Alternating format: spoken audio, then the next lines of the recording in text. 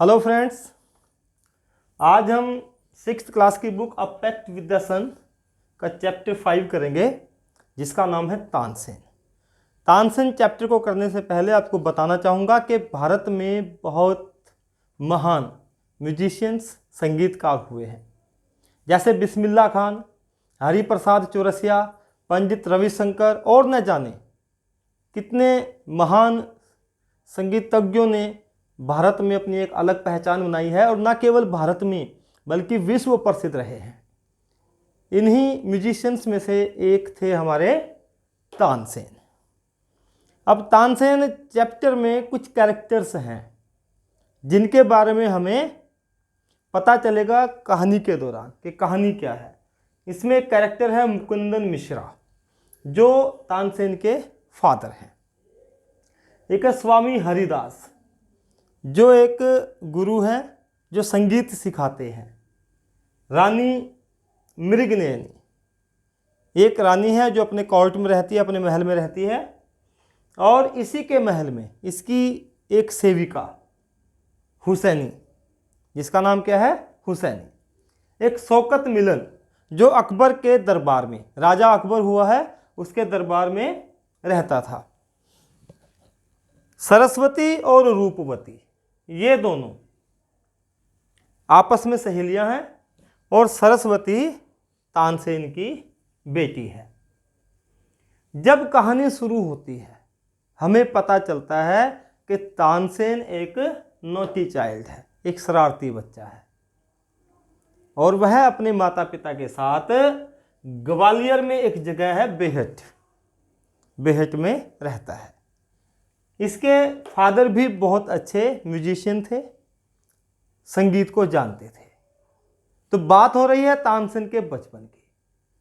बहुत शरारती होने के साथ साथ यह खेलने के लिए जंगल में भाग जाता था, और जंगल में जब जाता था तो जंगल में पक्षियों की आवाज़, पशुओं की आवाज़ को इमिटेट करता था। इमिटेट मतलब नकल करना। और बहुत जल्दी बर्ड्स और एनिमल्स की जो साउंड है, जो कॉल्स हैं, उनकी आवाज़ है, उसको ये परफेक्टली इमिटेट करने लगा, उनकी नकल करने लगा। एक बार एक जंगल में एक फेमस सिंगर स्वामी हरिदास, क्योंकि ये संगीत सिखाते थे, ये बहुत ही फेमस सिंगर थे। ये जंगल से जा रहे थे अपने कुछ शिष्यों के साथ। इनके शिष्यों का एक ग्रुप इनके साथ था। बहुत ज़्यादा थक चुके थे, तब इन्होंने कोई छायादार झुंड देखा पेड़ों का, और उसके नीचे जाकर के आराम से बैठ गए। कहाँ बैठ गए? Shady Grove in the forest. Forest में एक शेडी ग्रोव था, छायादार ग्रोव था, उसके नीचे जाकर के ये आराम करने लगे। अब तानसेन जंगल में खेलने जाता था। तानसेन ने इनको देखा और अपने आप से कहा, क्योंकि किशोर के साथ तो बात नहीं कर रहा था, अपने आप से क्या कहा कि स्ट्रेंजर्स इन द फॉरेस्ट। अरे फॉरेस्ट में अजनबी आ गए हैं, ये स्ट्रेंजर्स कहाँ से आए? And it will be fun to frighten them. उनको डराने में बड़ा मजा आएगा। अब तानसेन ने क्या सोच लिया कि इनको डराना है, और डराया कैसे? एक पेड़ के पीछे जाकर के छिप गया और क्या करने लगा? रोरिंग। रोरिंग क्या होती है? गर्जना। कैसे? He started roaring like a tiger. एक टाइगर की तरह बोलने लगा। और जब टाइगर की आवाज़, साउंड किसी को सुनेगी तो क्या होगा? लोग डर जाएंगे। जब इसने टाइगर की आवाज़ निकाली तो जो स्वामी हरिदास के डिसाइपल थे, शिष्य थे, उन्होंने क्या किया? उन्होंने इधर उधर भागना शुरू कर दिया। और डर में जब इधर उधर स्वामी हरिदास के शिष्य भागने लगे, तब स्वामी हरिदास ने क्या कहा? Don't be afraid. अरे डरो मत। Tigers are not always dangerous. Tigers हमेशा खतरनाक नहीं होते, जबकि वास्तव में टाइगर तो खतरनाक होते हैं, डेंजरस होते हैं। स्वामी हरिदास ने ऐसा क्यों कहा? क्योंकि स्वामी हरिदास पहचान गए कि ये टाइगर नहीं है। और स्वामी हरिदास अपने शिष्य को कहते हैं, let us look for this one. अरे चलो देखते हैं कौन है। और तभी स्वामी हरिदास के शिष्यों में से एक ने क्या कहा, one of his man sad, किसका एक आदमी, स्वामी हरिदास के एक शिष्य ने क्या कहा, सा अ स्मॉल बॉय, अरे वो देखो एक छोटा सा लड़का है। उसने एक छोटे से लड़के को देखा, किसको देखा, तानसेन को देखा, और सभी लोगों को कहा there are no tigers here, master अरे स्वामी कोई टाइगर नहीं है, ओनली दिस नोटी बॉय, एक शरारती सा बच्चा है। अब स्वामी हरिदास चाहते तो तानसेन को पनिशमेंट दे सकते थे, लेकिन जो असली गुरु होता है, जो असली अध्यापक होता है, वो अपने बच्चे के टैलेंट को पहचान जाता है। तो स्वामी हरिदास ने तानसेन के टैलेंट को पहचाना और क्या कहा कि हम इसको पनिशमेंट नहीं देते हैं, और उसके पेरेंट्स के पास चले गए और तानसेन के फादर मुकुंदन मिश्रा को जाकर के क्या कहते हैं कि मैं आपके बेटे को एक परफेक्ट, एक गुड सिंगर बना सकता हूं और आप अपने बेटे को मेरे साथ भेज दीजिए। मुकुंदन मिश्रा जो खुद भी एक म्यूजिशियन थे, इन्होंने स्वामी हरिदास के साथ अपने बेटे को भेज दिया। और जब तानसेन स्वामी हरिदास के साथ गए तब वह कितने वर्ष के थे, 10 साल के थे। तानसेन स्वामी हरिदास के साथ चला गया और 11 वर्ष 11 ईयर्स स्वामी हरिदास के साथ रहा और उसने म्यूजिक को सीखा। म्यूजिक को सीखने के बाद एक ग्रेट सिंगर बन गया, एक फेमस सिंगर, और बहुत ही पॉपुलर हो गया। इसी दौरान तानसेन के पेरेंट्स का निधन हो गया, उनका देहांत हो गया, और जब तानसेन के फादर मुकुंदन मिश्रा मर रहे थे, अपनी आखिरी सांसें ले रहे थे, तो उन्होंने अपनी एक इच्छा जाहिर की। हर पेरेंट्स की इच्छा होती है कि हमारे बच्चे ऐसा करें ऐसा करें, तो तानसेन के फादर ने भी एक इच्छा व्यक्त की और क्या कहा कि मेरा बेटा जो तानसेन है वो किसके पास जाए, मोहम्मद घोष, मोहम्मद घोष के पास जाए जो ग्वालियर में ही रहते थे, क्योंकि ग्वालियर में ही तानसेन रहता था। और ऐसा क्यों कहा, क्योंकि मुकुंदन मिश्रा का मानना था कि मोहम्मद घोष एक बहुत ही होली मैन है, अच्छा आदमी है, और मुकुंदन मिश्रा खुद भी मोहम्मद घोष के साथ बहुत लंबे समय तक रहा, एक डिवोटेड पर्सन बन करके उसके साथ रहा, एक समर्पित व्यक्ति बन करके उसके साथ रहा। तो उसने ऐसी इच्छा की, क्योंकि अक्सर वह मोहम्मद घोष के पास जाता था। और जब तानसेन ने ये बात सुनी तो तानसेन ने क्या किया, मोहम्मद घोष के साथ रहना शुरू कर दिया। अब मोहम्मद घोष तानसेन को अक्सर एक जगह लेकर के जाता था, और कहां पर लेकर के जाता था, रानी मृगनयनी के कोर्ट में, क्योंकि जो ग्वालियर की रानी थी उसका नाम था मृगनयनी, और वहां पर तानसेन मोहम्मद घोष के साथ अक्सर जाया करता था। और वहीं पर इसे मिली हुसैनी। हुसैनी कौन है, one of the ladies of Mrignayani. Mrignayani की जितनी भी सेविकाएं हैं उनमें से एक का नाम है हुसैनी, और बाद में तानसेन ने हुसैनी के साथ शादी कर ली, उसके साथ विवाह कर लिया। तो तानसेन की वाइफ कौन हुई, हुसैनी। इस प्रकार से हमें तानसेन के बचपन के बारे में पता चला, उसने म्यूजिक स्वामी हरिदास से सीखा ये पता चला, उसके पिता की क्या इच्छा थी ये भी हमें पता चला।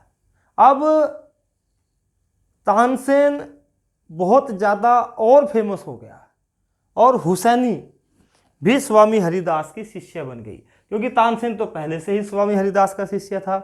अब दोनों ने म्यूजिक सीखना शुरू कर दिया, और इनके 5 बच्चे हुए।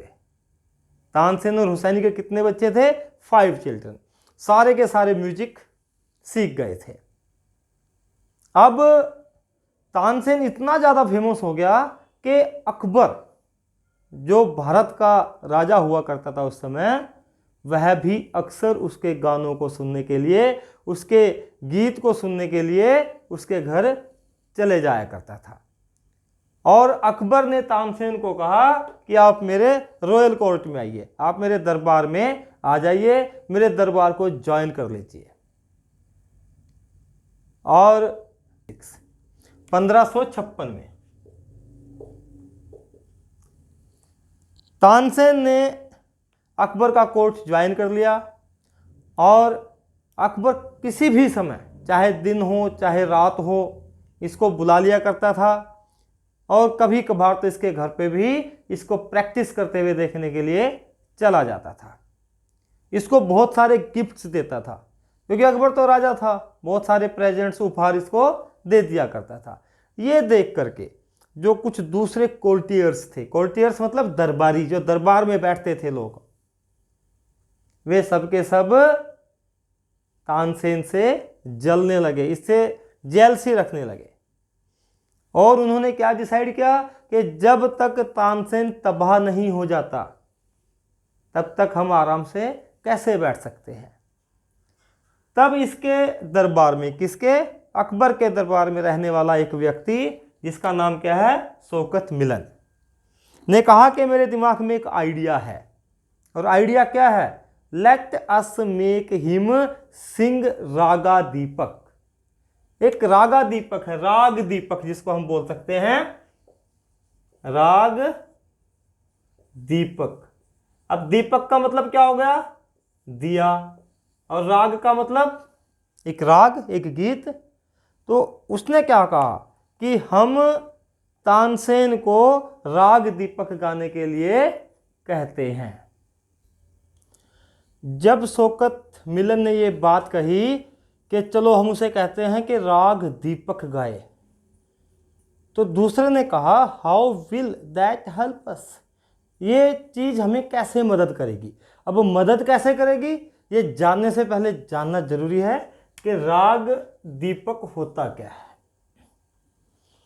राग मैंने आपको बताया एक गीत है, और दीपक दिया, जिसको गाने से दिए जल उठें, जिसको गाया और क्या जल जाए, दिए अपने आप जल जाएं, उसको बोलते हैं राग दीपक।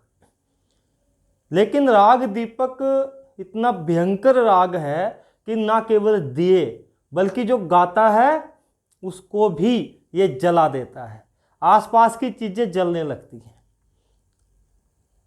तो शौकत मिलन ने कहा if raga Deepak is properly sing it makes the air so hot that the singer is burned to ashes. कि यदि राग दीपक को प्रॉपरली गा दिया जाए, सही ढंग से गा दिया जाए, तो हवा को इतना गर्म कर देता है कि सिंगर भी जल जाता है। और अगर तानसेन इसको गाएगा, क्योंकि तानसेन तो बहुत अच्छा सिंगर है, इसको प्रॉपरली गाएगा, और प्रॉपरली जब गाएगा तो हवा गर्म हो जाएगी, चारों तरफ आग लग जाएगी और तानसेन भी जल करके मर जाएगा। इस प्रकार से शौकत मिलन ने अपनी प्लान सबको बताई। अब शौकत मिलन अकबर के पास जाते हैं, क्योंकि अकबर के दरबार में तो तानसेन रहता ही था, और क्या कहते हैं कि we don't think Tansen a good singer.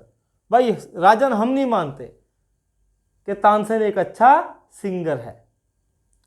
आप उसको कहिए, क्या कहिए कि सिंग रागा दीपक, कि राग दीपक गा करके बताए, और यदि वो गा देता है तब तो फिर हम मान लेंगे उसको कि भाई अच्छा सिंगर है। अकबर कहने लगा कि in reality Tansen is a good singer, greatest singer है, और वो तो कुछ भी गा सकता है, राग दीपक क्या बड़ी बात है। और तब तानसेन को राग दीपक गाने के लिए कहा जाता है। तानसेन डर जाता है, क्योंकि तानसेन को पता है कि राग दीपक प्रॉपरली गाया जाना चाहिए, और मैं उसको प्रॉपरली नहीं गाऊंगा तो महाराज अकबर एंग्री हो जाएंगे, गुस्सा हो जाएंगे।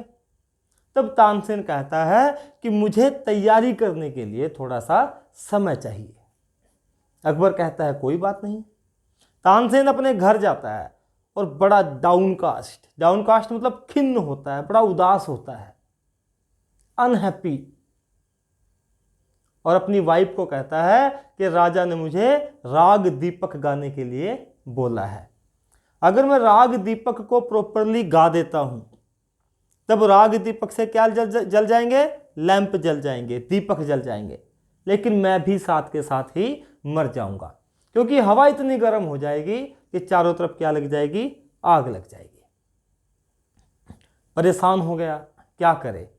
तभी तानसेन के दिमाग में एक प्लान आया, एक आइडिया आया कि जब कोई समस्या होती है तो उसका समाधान भी होता है। इसने कहा कि जब आग लगेगी, जब दीपक जलेंगे, यदि उसी समय एक और राग गा दिया जाए, और राग का क्या नाम है? राग मेघ।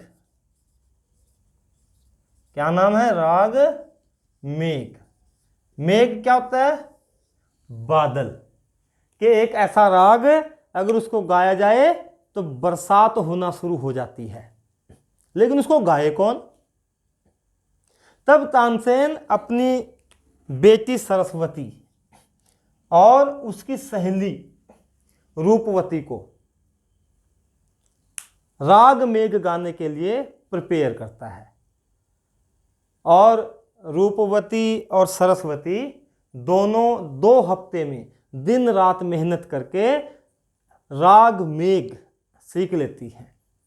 तब तानसेन पहुंच जाता है, जो फिक्स डे किया था कि इस दिन गाऊंगा, लेकिन रूपवती और सरस्वती को समझा देता है कि जैसे ही दीपक जलेंगे तुम उसी समय क्या गाना शुरू कर देना?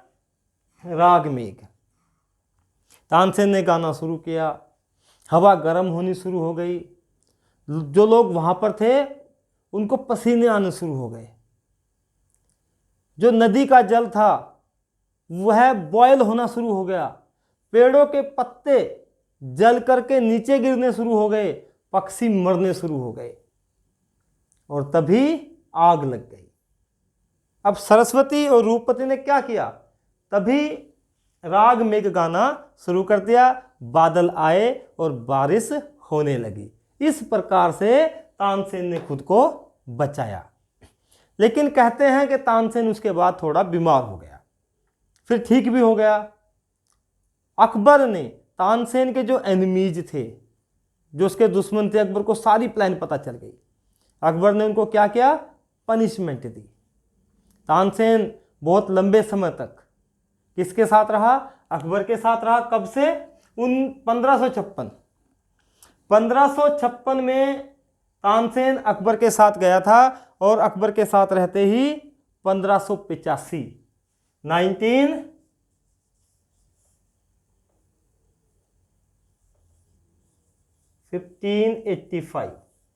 1585 में तानसेन की मृत्यु हो गई।